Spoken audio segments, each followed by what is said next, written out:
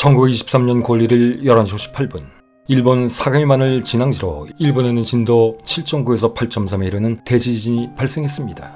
관동 대지진이라 불리우는 이 지진으로 도쿄 지역과 요코하마 지역, 치바현, 가나카현, 시즈오카현 등에서 14만 2천 명 이상이 사망하고 3만 7천 명 이상이 실종됐었죠. 그리고 이 지진으로 흉해진 민심은 곧 조선인과 중국인, 일본인 사회주의자에 대한 대학살로 이어졌습니다. 당시 일본 내무성이 각 경찰서의 공문을 통해 재난을 틈타 이득을 취하려는 조선인들이 사회주의자들과 결탁하여 방어와 폭탄에 의한 테러, 강도 등을 획책하고 있으니 주의해라 라며 악랄하기 그지없는 선동공작을 펼치기 시작했기 때문이었습니다. 이 선동으로 일본인들은 우익들의 주도에 죽창, 몽둥이, 도끼, 갈고리, 일본도, 총기 등으로 무장하고 곳곳을 돌아다니며 조선이다 싶으면 가차없이 학살해버렸죠. 그 잔혹함은 이루 말할 수가 없었는데 그 당시 자료를 도저히 화면에 올리기 어려울 정도입니다. 이들은 조선식 복장을 한 사람을 보면 그 즉시 죽창으로 찌르거나 칼로 베어버렸고 또 몽둥이로 때려 죽이거나 도끼로 찍어 죽였습니다. 그것만이 아니었죠. 그보다 더 잔혹한 방법으로 몸에 뜨거운 기름을 붓거나 장작불에 묶어 천천히 화형시키듯 죽이기도 했습니다. 심지어 사람들을 밧줄로 굴비 엮듯 묶어 산채로 강물에 던져버리기도 했고 여자들은 노소를 구분하지 않고 닥치는 대로 윤관하고 죽여버렸습니다. 그러나 이때 혼란 수습과 질서 회복의 의무가 있는 일본 경찰과 출동한 일본군 헌병 상당수는 이러한 학살을 제지하기는커녕 묵인하거나 통참하기까지 했습니다. 하지만 당시 조선인과 친분관계에 있던 야쿠자 등 일부 집단들은 이와는 반대로 학살 행위를 막아주고 오히려 조선인들을 숨겨 주기도 했죠. 공권력이 깡패 집단보다 못한 존재였던 것입니다. 어쨌든 이렇게 살해된 조선인은 1923년 12월 5일자 독립신문의 보도에 의하면 6,661명이나 된 것으로 알려져 있습니다. 물론 일본은 이것마저 축소시켜서 희생자는 단 300여 명뿐이라고 발표했었죠. 그러나 일본 정부도 더 이상 이 대참사를 은폐하기는 어려웠었던지 훗날 사망자가 900명 이상이었을 것이라고 수정할 수밖에 없었습니다. 당시 일본의 민본주의 학자이자 정치인이었던 요시노 사쿠저도 일본인의 무차별 테러로 2,711명의 조선인이 희생됐다고 추정했었죠. 결론적으로 이 사건은 다분히 일본 정부가 당시 경기 침체로 민심이 요동치던 와중에 지진까지 발생하자 이런 혼란한 국면을 타개하고자 사회 불만의 표출 대상을 정부가 아닌 조선인과 사회주의자로 몰아감으로써 위기의 상황에서 벗어나는 비열한 공작이요 만행이었던 것입니다. 또한 그 표출의 방법마저도 선정 대상에 대한 무차별 학살이라는 극악한 수법으로 조정했던 것이죠. 그리고 당시 일본 정부는 이런 험악한 분위기 속에서 1923년 10월 조선인 아나키스트이자 의열단 단원이었던 박열과 그 일본인 부인 가네코 후미코가 히로히토 황태자의 혼례식 때 암살을 기도했다는 혐의를 씌워 체포한 사건도 일으킵니다. 물론 이것도 과장 조작된 사건이었죠. 그리고 이 사건 역시 관동 대지진과 함께 공산주의자 색출이라는 명분으로 제정된 치안유지법을 발동시킨 이유들 중 하나로 이용됩니다. 이렇게 1925년 5월 10일부터 시행된 치안유지법. 천황을 옆에 끼고 있어야지만 방해받지 않고 침략전쟁을 일으킬 수 있었던 군부로서는 어쩌면 천황제는 목숨 걸고 지켜야 할 제도였을 것입니다. 만약 천황 주권론이 아니라 인민주권의 득세에 민주주의 체제로 이행된다면 군부가 내각의 통제 밖에서 제멋대로 움직일 수 없을 것이고 결국 이들은 전쟁을 마음대로 할 수 없기 때문이었겠죠. 그러기에 일본 군부와 군부에 장악된 정부는 치안유지법을 만들어 공화주의자와 공산주의자들을 색출해 처단하기 시작했던 것입니다.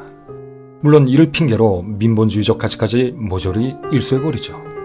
다시 말해 치안유지법은 천황제를 부정하거나 군부를 반대하는 모든 이들을 단속하고 처벌한 도구가 되어버렸던 것입니다. 그런데 여기서 흥미로운 점은 이 치안유지법이 훗날 우리나라의 국가보안법의 모토가 되었다는 사실입니다. 이 두 법의 공통점, 그것은 바로 공산주의 침투를 막다는 명분으로 민주주의를 부정하고 그 자체를 말살하려 했다는 것입니다. 정작 일본에서 사라진 이런 악법이 무소불위 정권을 유지하려 했던 당시 한국의 군사 독재 집단에 고스란히 계승됐던 것이죠. 그때까지도 일본 궁극주의 면모가 한국에 그대로 남았었던 것입니다. 어쨌든 일본은 제1차 세계대전의 반사이익에 따른 화랑이 꺼져갈 무렵인 1920년부터 과열 투자에 따른 물가 폭등, 주가 하락, 여기에 더해 정부의 잘못된 발표로 인한 예금 인출 사태까지 차례로 일어나기 시작하자 1927년 이런 일련의 사태는 급기야 시중은행의 10%가 문을 닫아버리는 주화 금융공황으로 번져오르게 됩니다. 더구나 지진이라는 자연재해까지 일어나고 무식하기 짝이 없는 군부 정권까지 득세하게 되자 결국 일본은 1930년대부터는 군국주의라는 지역무로 급속하게 빨려들어가기 시작하죠. 또한 국수지적 보존으로 천황지배의 절대성을 내세운 전통적인 우익 외에도 이때부터는 치안유지법이라는 면죄부를 뒤집어 쓴 새로운 집단, 이른바 극한적 우익이라는 괴물까지 탄생하게 됩니다. 그리고 이 모든 것이 군국주의적 파시즘으로 이어지게 되죠.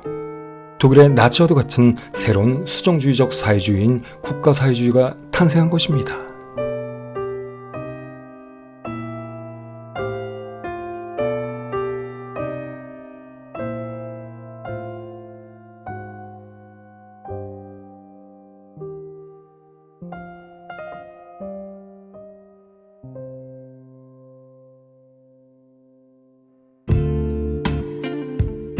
(1936년 2월 26일) 1483명의 병력을 이끌고 일본 육군의 황도파 청년 장교들이 이륙 쿠데타를 일으킵니다.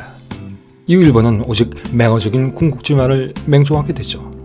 물론 이렇게 군국주의가 득세하게 된 배경에는 1929년 세계 경제대공황으로 인한 불황의 시작과 그로 인한 국민들의 불만이 군국주의 파급에 용이한 환경을 조성시켰기 때문이기도 했습니다.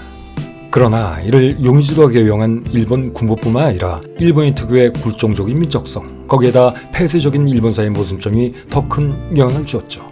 그리고 이 당시 일본의 문민정부에도 근본적인 문제가 있었습니다. 아무리 다이조 데모크라시식이라 해도 내각 인사나 정부 관료, 경찰, 군인 등의 보수적이고 수동적인 속성은 근본적으로 변하지 않았었기 때문이었죠. 그것은 이 당시의 정부도 여전히 집회에 대한 무리한 사전 허가권 및 해산권을 행사했었고 치안 경찰법 등으로 반대 세력을 무단 탄압했으며 특히 무정부주의, 사회주의에 대해서는 더욱 가혹하게 탄압했던 것을 보면 알 수 있습니다.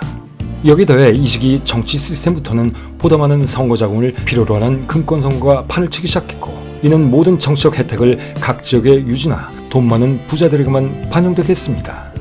물론 이것은 우리나라도 일본도 지금까지 변하지 않고 있지만 말이죠. 따라서 다이조 데모크라시 시기에도 일본 정치인들은 소지주나 자영농, 소상공인, 저소득 계층의 문제보다는 재벌이나 대주주, 대자본가 위주의 정책만을 펼쳤었고 이는 결국 대중적 지지를 얻는데 실패하는 결정적인 원인이 되고 말았던 것입니다. 이것 역시 지금과 별 차이가 없죠.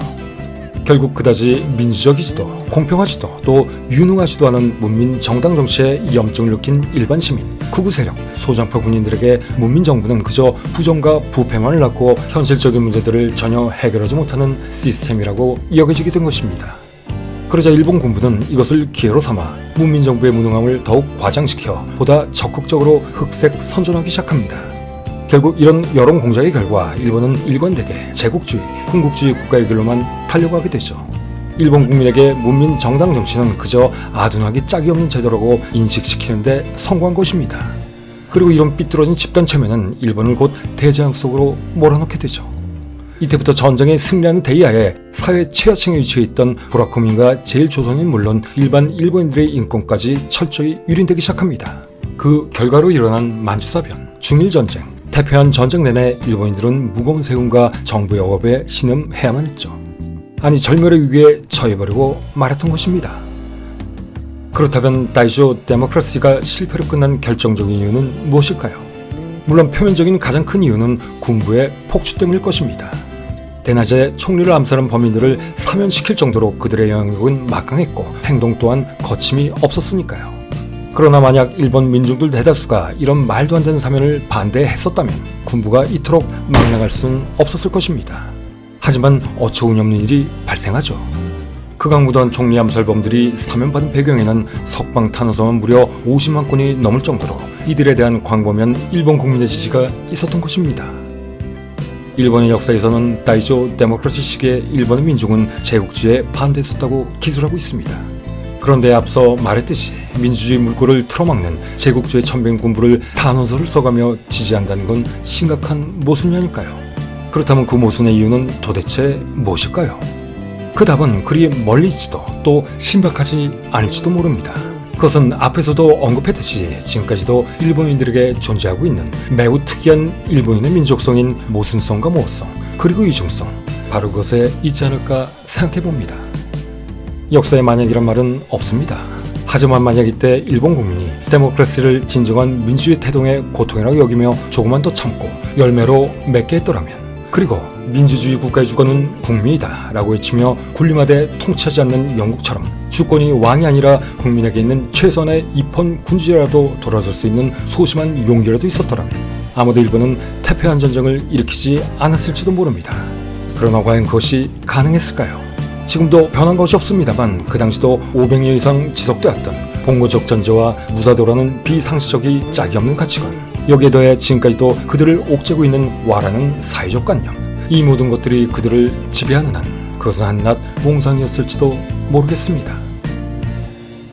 1번, 그들은 지금 어디로 흘러가고 있는 것일까요? 군국주의 시대 때와 전혀 변한 것이 없는 집권 자민당과 극우 세력들, 그리고 지금도 자신들의 목소리를 내지 못하고 사는 일본 국민들.